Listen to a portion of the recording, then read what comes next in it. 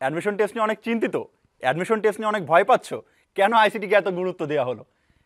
এবার তো তোমরা জানো যে business faculty, arts faculty, science faculty সব জায়গাতেই আইসিটিকে অনেক গুরুত্ব দেওয়া হয়েছে। প্রত্যেক ইউনিটেই কিন্তু আইসিটির উপরে কোশ্চেন আসবে। তো তোমাদের এই জড়তা এড়াতে এডুফ্লাইজ চ্যানেল নতুন একটি সিরিজ চালু করতে যাচ্ছে, অ্যাডমিশন আইসিটি। এই অ্যাডমিশন আইসিটির সিরিজটাতে আমরা দেখব কীভাবে খুব সহজেই আমরা আইসিটির এমসিকিউগুলো সলভ করতে পারি। তো আজকের ভিডিওতে আমরা দেখব কিভাবে দশমিক সংখ্যা থেকে অক্টাল সংখ্যায় আমরা এমসিকিউগুলো অনেক সহজে সলভ করতে পারি একটি ক্যালকুলেটরের মাধ্যমে। তো চলুন শুরু করা যাক। তো আমরা যেহেতু আজকে দশমিক সংখ্যা থেকে অক্টাল সংখ্যায় রূপান্তর করতেছি, সুতরাং কয়েকটা উদাহরণের মাধ্যমে আমি দেখিয়ে দেবো কীভাবে ক্যালকুলেটরে খুব সহজে আমরা নির্ণয় করতে পারি। তো সাপোজ বলা হলো, প্রথম একটি উদাহরণ আমরা নিতে পারি যে 99 দশমিক সংখ্যাটিকে অক্টাল সংখ্যায় রূপান্তর করো। তার জন্য কি করবেন, অ্যাট ফার্স্ট ক্যালকুলেটরে আসবেন হচ্ছে মোডে আসবেন। মোডে দুইটা ক্লিক করার পরে আসবেন হচ্ছে, দেখেন এখানে লেখা আছে বেজ লেখা আছে কত নাম্বারে, 3 নাম্বারে। তো এখানে আমরা 3 নাম্বার প্রেস করতে পারি। দেন এখন বলা আছে কি, আমরা করতেছি হচ্ছে দশমিক সংখ্যা থেকে অক্টাল সংখ্যায় রূপান্তর। সো এখানে ফার্স্ট আমরা দেবো হচ্ছে ডেসিমেল, দশমিক অর্থকে ডেসিমেল। এই দেখেন এক্স স্কোয়ার যেখানে আছে এইটাই হচ্ছে ডেসিমেল। তো এটাকে আমরা ক্লিক করবো, ডেসিমেল ক্লিক করা হয়ে গেছে। দেন কত বলা হয়েছিল যে 99।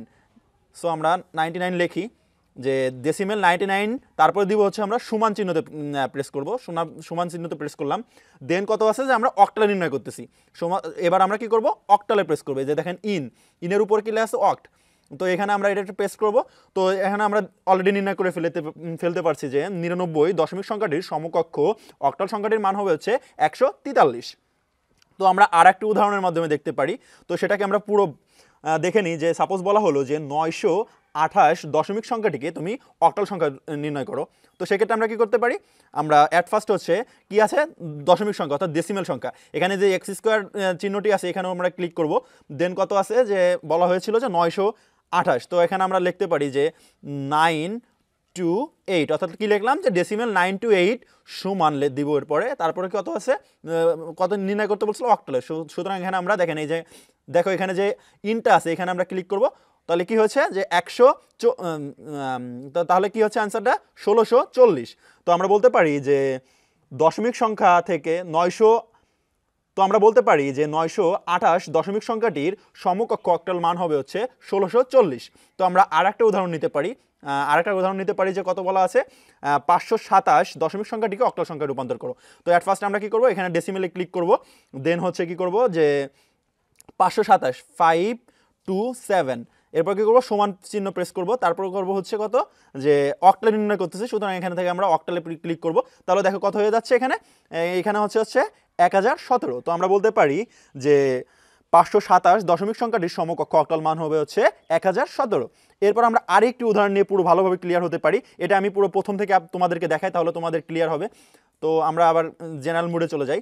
তো এটাকে করার জন্য কি করবা, প্রথমে আসবো হচ্ছে মুডে আসার পরে দেখো দুইটা ক্লিক করার পরে এখানে লেখা আছে যে বেজ। এখানে আমরা 3তে প্রেস করব। তো আমাদের বেজে চলে আসছে। এখন কত থেকে নির্ণয় করতেছি, আমরা দশমিক থেকে অক্টাল নির্ণয় করতেছি। বলা হয়েছিল যে 105 দশমিক সংখ্যাটিকে তুমি কত করতে পারো, অক্টালে নির্ণয় করো। তার জন্য কি করবা, এখান থেকে অ্যাট ফার্স্ট ডেসিমেলে আসবা, যে এক্স স্কোয়ার যে চিহ্নটা আছে ডেসিমেলে ক্লিক করলা, যে 105 সমান কত অক্টালে নির্ণয় করতেছি। সুতরাং এখান থেকে আমরা অক্টালে নির্ণয় করে দেবো। তো কত বলতে পারি যে 105 দশমিক সংখ্যাটির সমকক্ষ অক্টাল মান হবে হচ্ছে 151। আশা করি তোমরা বিষয়টা বুঝতে পেরেছো। এভাবে তোমরা ক্যালকুলেটরে ক্লিক করতে থাকো আর নিজের এমসিকিউ স্কিলটিকে আরও বাড়িয়ে নাও। ভিডিওটি ভালো লাগলে তোমাদের ফ্রেন্ডের মাঝেও শেয়ার করো, তাহলে তারাও কীভাবে ক্যালকুলেটরের মাধ্যমে এমসিকিউ সলভ করতে পারবে, তারাও সেটা শিখে নিতে পারবে। আর ভিডিওটি ভালো লাগলে একটি লাইক করবে। আর পরবর্তীতে আমরা কোন ভিডিওর উপরে টিউটোরিয়াল বানাতে পারি সেটাও তোমরা কমেন্ট বক্সে জানিয়ে দিতে পারো। পরবর্তী ক্লাসে আমরা দেখব হচ্ছে যে কিভাবে আমরা দশমিক থেকে হেক্সাডেসিমাল সংখ্যা রূপান্তর করব। তো পরবর্তী ক্লাসটা পেতে অবশ্যই আমাদের চ্যানেলটি সাবস্ক্রাইব করে রাখো।